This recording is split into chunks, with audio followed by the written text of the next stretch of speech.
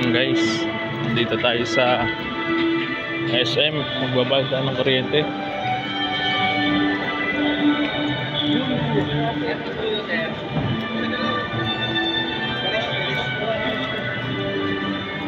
Si Kuya Kois magbabayad ng kuryente.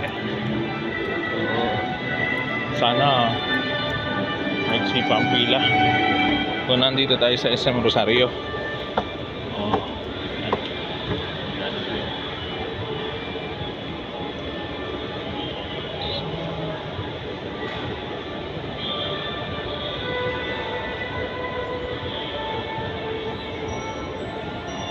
So, saba na ng pilas.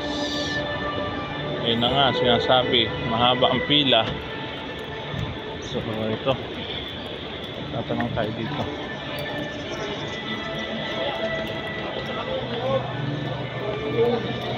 Sir, excuse po, saan po ang pila ng magbabayad po? Salamat po.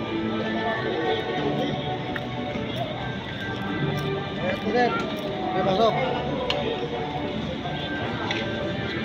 Yes.